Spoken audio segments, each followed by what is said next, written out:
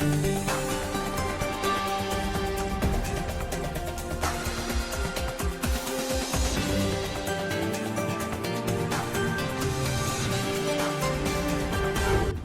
today's World Insight, the Shanghai Cooperation Organization summit convenes in Tajikistan.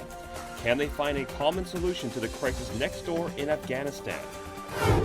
And the end of China's first mission to its space station coincides with SpaceX's first all-civilian flight. Can China and the U.S. cooperate in space exploration?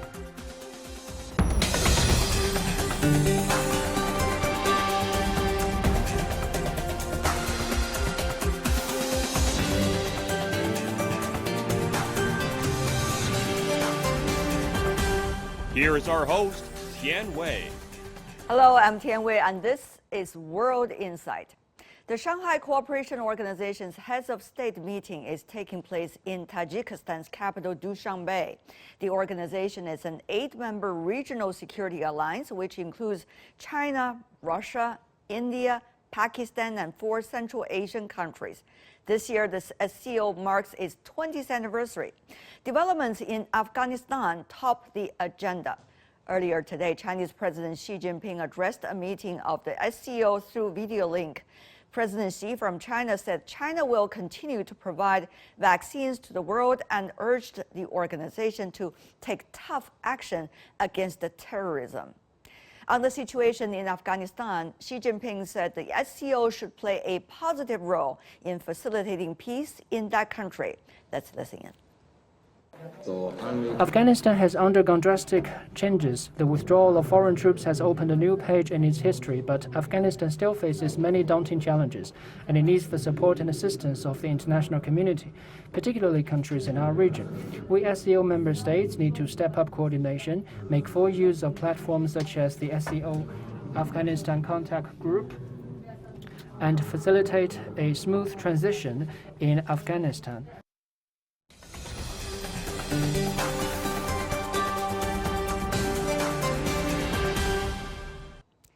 And now, I'm joined by a panel made of people coming from 3, at least, of the SCO countries. In Moscow, Dmitry Barbish from the Sputnik International News Agency. In New Delhi, Madhav Nalapat from the Manipur University. Last but not least, in China, Rong Ying from the China Institute of International Studies. Gentlemen, welcome to the program. Let's start about the latest situation in Afghanistan and how the leaders at the SCO meetings were talking about this. Mr. Rong from China, according to the Chinese president, it is very important to have an inclusive political arrangement inside Afghanistan. How is China and some of the other SCO countries can help and support that process? Briefly.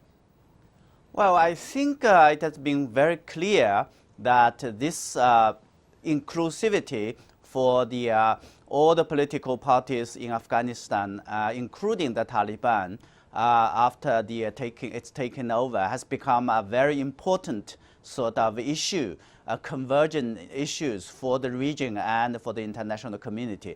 I think that's being repeatedly pointed out, and more importantly, it seems that the initial impression by the so-called interim government put forward by the Taliban is not sort of satisfactory. But in the meantime, I think China made it very clear we have to take a pragmatic and reasonable sort of approach by continuing to encourage the Taliban and other political forces to form an inclusive political framework. Mr. Barbish from Russia.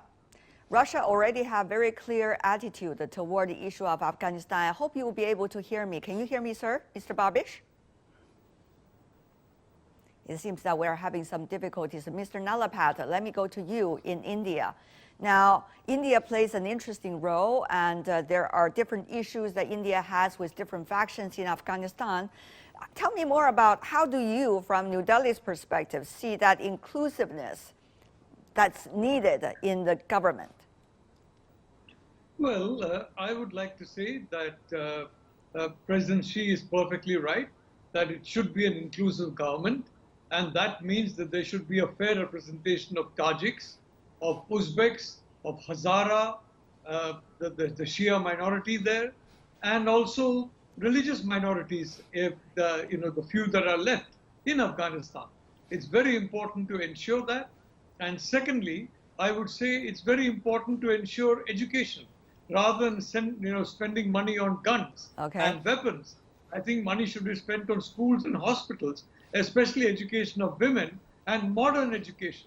Unless you teach them modern life. But Mr. Nalapat, let me just focus. We have a lot of issues about Afghanistan. We cannot just make them all at the same time. Let me just ask you about that inclusive government.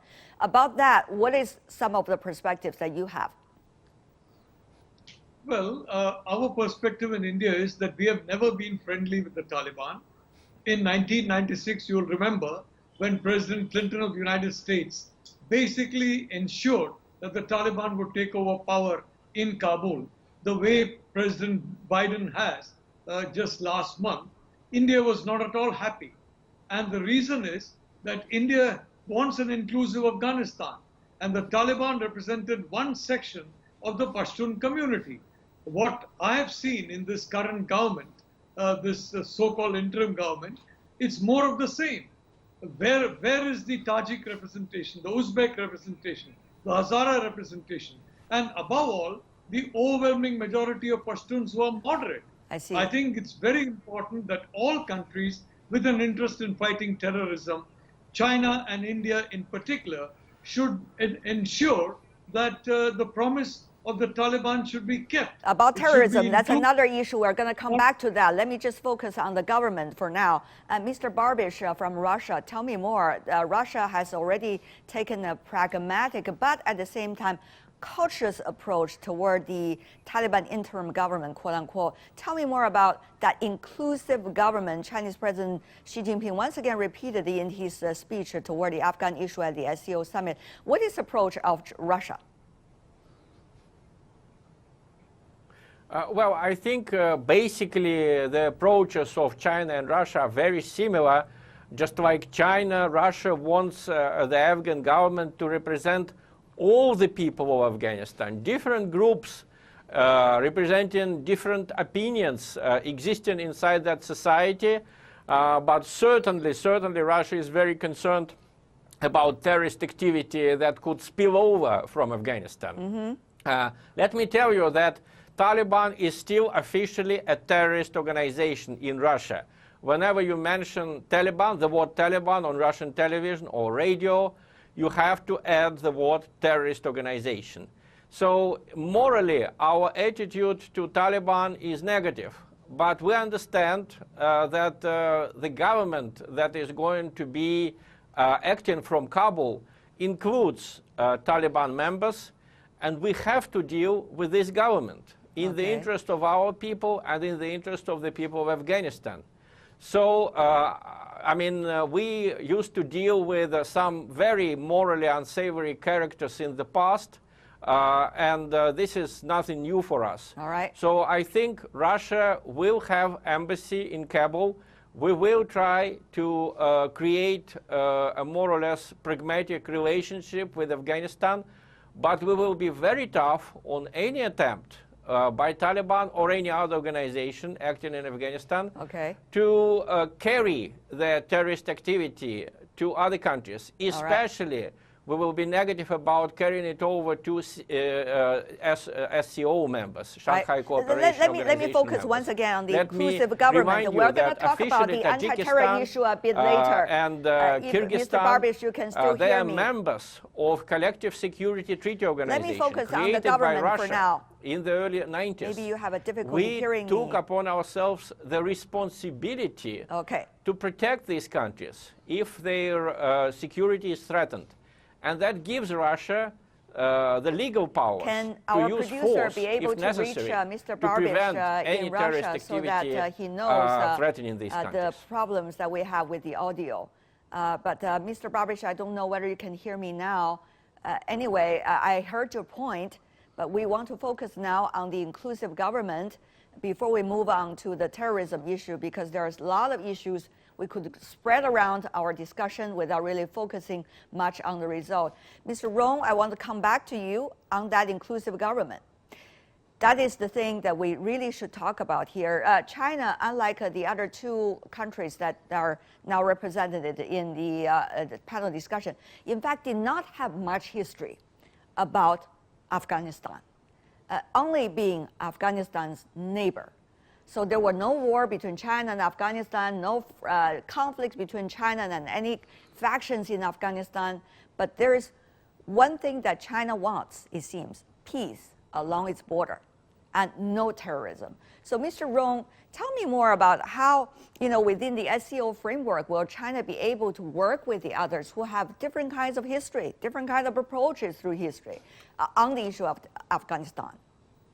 Well, I think the first and foremost is, of course, to work together to come up with a coordinated sort of approach or sort of an idea, way how to work with and live with, as a matter of fact, with the reality in Afghanistan, taking into account the importance of stability and security, and its possible spillover if there's instability and civil war to the neighboring countries. So this is the most important. As we have seen, obviously, I think while the SCO member states share a lot of common grounds, there are still some differences in terms of how much we can do. So I think this summit and also the sideline meetings related to Afghanistan is very important to work out the differences, to make sure to send out a unified and message to the Taliban regime and also other political parties, and help them to work out the differences. One of the things that we really talk about, also mentioned by the Chinese president at the SCO summit, is how to deal with that, the issue of terrorism. He used a lot of very strong and clear words. He said the Taliban and those in Afghanistan should relentlessly eradicate terrorism within its border and not let it have a spillover effect and harm the others. I understand that Mr. Barbish from Russia, now you could hear me well, unlike earlier. So now could you help me also to understand how to help and support Afghanistan, even this interim government, to make up their mind and, as all agreed upon, eradicate terrorism with the support of SCO?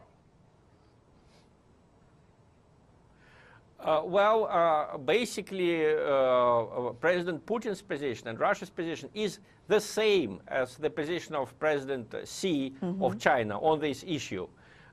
We know how dangerous terrorism emanating from Afghanistan can be. Let me remind you that in the late 90s, when the early unreformed Taliban was in power in Afghanistan, there were many attacks on the former Soviet territory from Afghanistan.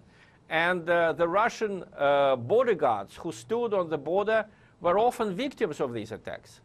So, as our foreign minister Lavrov has said, it will all depend on the conduct of the new government in Kabul. If the new government in Kabul is serious about fighting terrorism, and if they ask for help from Russia or from our allies, we will provide that help. We are not novices in providing anti-terrorist help.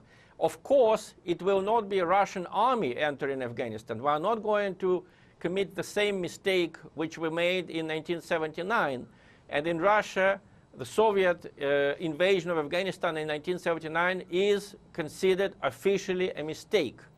We are not going to repeat the mistakes of Americans who wanted to remake Afghanistan in their own image.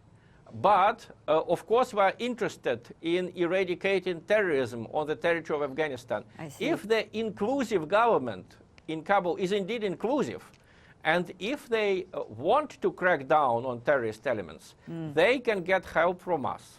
That was said very clearly by our diplomats. Great, thank you so much. Professor Nalapat, also India's view, of course, there are different history in terms of India and Afghanistan and Taliban, but SCO, which India is a member of, one of its fundamental goals is to eradicate terrorism in the region and deal with that. Mr. Nalaphat.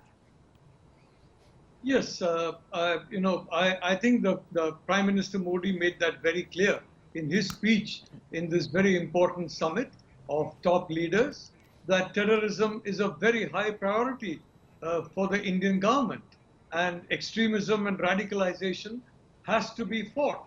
The problem is that, number one, there are no women in the Taliban government. There are no moderates in the Taliban government. There are very few Tajiks or Uzbeks in the Taliban government, even though they're almost 40–45% of the population. And very importantly, several of the ministers in the Taliban government have a terror record. So I don't know if you can, one day wake up and be entirely different from what you were for the last 50–60 years of your life. I certainly hope that is possible, but I'm not sure it's going to happen. Professor Rong, come back to you. That is a reasonable concern, what Professor Nalaphat just said about the earlier roots of links between the current Taliban and the issue of terrorism, even though the Taliban argued that the Americans were going against their words in their earlier quote-unquote peace deal with the Taliban, that they should eradicate, should take off some of the names they earlier agreed from the so-called terrorist list. But anyway, that's their argument. But Professor Rong, how is China likely to deal with that? Because some have been asking, Professor Rong, different countries in Afghanistan's neighbor are having different concerns and top priorities regarding which terrorist organization needs to be dealt with first. So will there be a consensus and concerted effort by SCO about that, Professor Rong?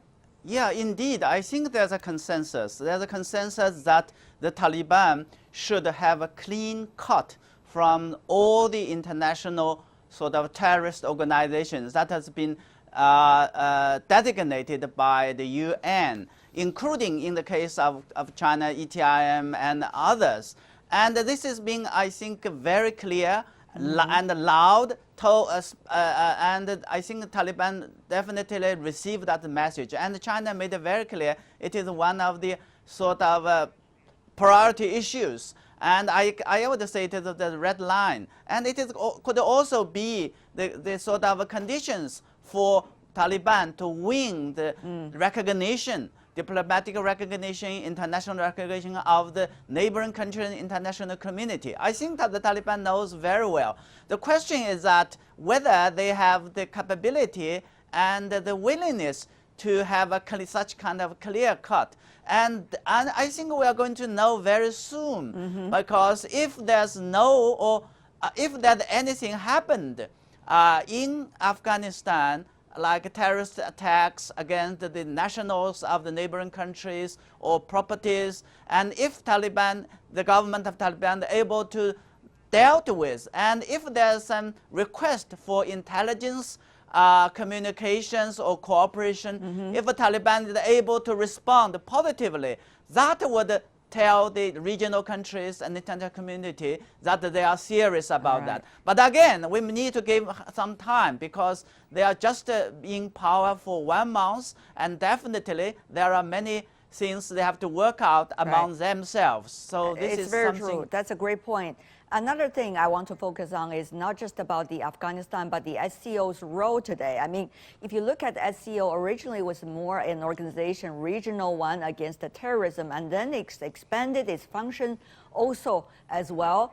And now we see the importance of regional organizations in a time when they're having more divides in the world. So I want to go to you, three of you gentlemen, about that. Particularly now, China and Russia, Mr. Barbish, seem to be quite hand in hand on many issues. How is China and Russia, you see their roles within SCO and transforming that organization too, Mr. Barbish? Well, I think that Russia and China can play a very positive role and they can set an example for many countries in the world how to be really tolerant to other states and other points of view. I mean, everyone understands that members of SCO, some members such as India and Pakistan, have differences. The new member, Iran, obviously is a very different country from Russia or from other countries, other members of the organization. I mean, we have Muslim countries inside this organization, we have Christian countries, we have China, but we all talk to each other, we all respect each other.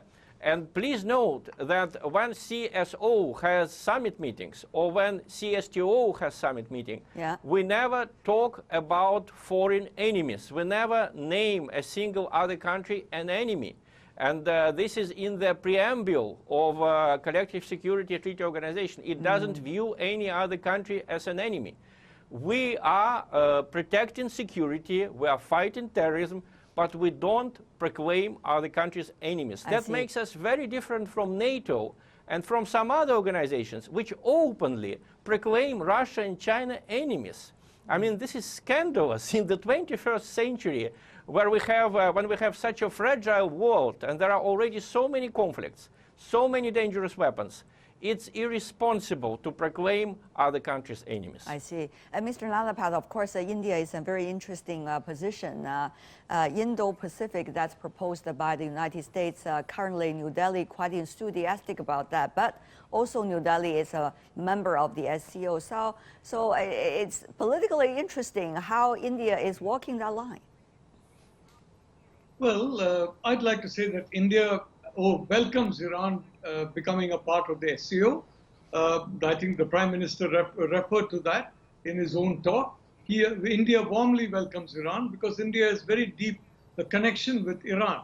As far as President Putin and Prime Minister Modi are concerned, they are very good friends. And just a few days ago, the Prime Minister spoke to Mr. Putin for nearly an hour, and they are in regular contact, especially about Afghanistan. I would like to say that this expansion of the SCO, tomorrow, Saudi Arabia and Qatar and Egypt are going to become members, can enable the SCO to play a positive role, not only in Central Asia, not only in Afghanistan, but even in the Middle East as well. The Saudis and the Iranians can, for example, talk to each other. India is a good friend of both and would like to see both be friendly to each other. Okay. Professor Rong, 2 points. One is the SCO summit is being held at a time when US, Australia, the UK, for example, are trying to form some kind of interesting group purportedly against China. But also at the same time, you see the dramatic changes going on in the world and regional organizations, some becoming outstanding and some becoming extremely quiet. So how do you see, from these two different ways, how SCO is likely to function for China and for China's partners? Indeed, I think that's exactly the SCO, the importance of SCO, and that I can make for the region and beyond. Because SCO, as the two previous speakers said, is a kind of pursue a different kind of a vision, different kind of way for regional cooperation. And the past 2 decades have shown that they are really working, even though as it entered the 3rd decade, there are more challenges, both in security, in economic development, and more importantly, I think with facing the pressure of the other regional blocs or new so-called alliances like the so-called ACRS, which is again, I think kind of remind us, the legacy of the Cold War, zero-sum sort of a game mindset. But the most important thing for me is that as SCO becomes more important, SCO enlarges, it would need more sort of work, more sense of solidarity, so that they can they can make a difference. They are really relevant in finding a way to addressing the challenges that the region that are facing. That is the most important thing. It is the most important thing, and that seems to also the message that I got from the three of you gentlemen. Thank you so much for joining this conversation and discussion. Rong Ying, Madhav Nalapat, Dmitry Barbish, really appreciate it. Thank you.